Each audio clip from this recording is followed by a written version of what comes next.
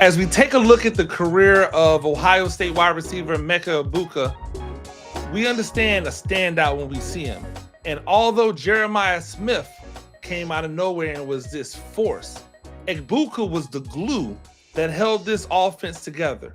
Whenever they needed a crucial first down, whenever they needed a big play, it was Egbuka that ignited the team. Whenever things weren't going right, it was Egbuka that got everybody back on track.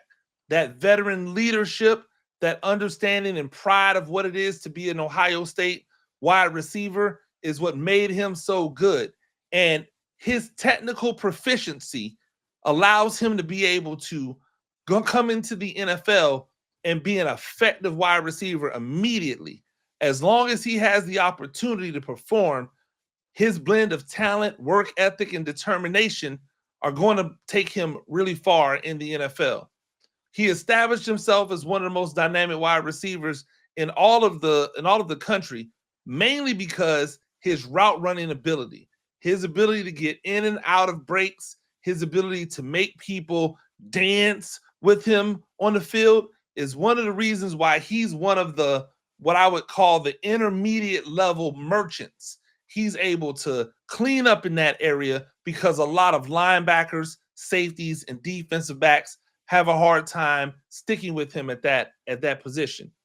He's been a consistent producer throughout his time with the team, even while playing with other high-level receivers. And that's what makes him intriguing as an NFL prospect, because he understands what it's like to play with other really good wide receivers. He won't be shell-shocked. He won't be put back by being around other talent. He will rise to the occasion and become one of those sneaky good receivers who have a long career in the NFL.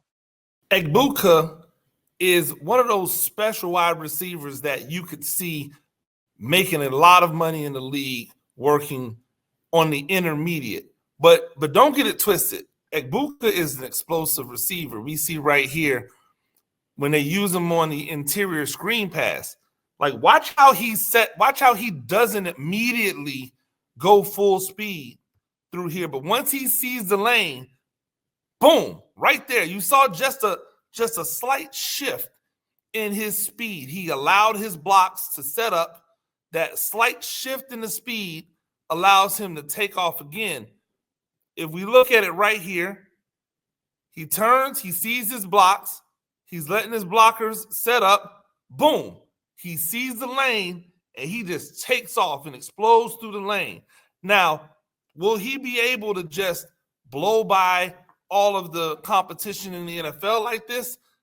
No, obviously not. But he's so good at setting things up in the intermediate that when he gets passes like this, these short, quick screens where linemen get out in front of him, or even if it's receivers or tight ends or running backs that are out in front of him, he's going to be able to know when it's time to hit the nitrous and when it's time to allow those guys to set the blocks up for him.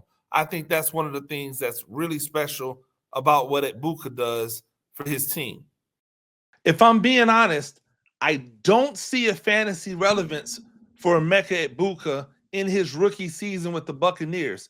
There's just too many receivers and running backs to try to go through. You've got Mike Evans. He's still Mike Evans. You've got a McMillan who really came on last year when Chris Godwin was injured. And you've got Chris Godwin. He'll be back. He'll be ready to go again. Even if he starts the year on the PUP list, he's going to come back. And when he comes back, that means that a guy like Egbuka is not going to be around.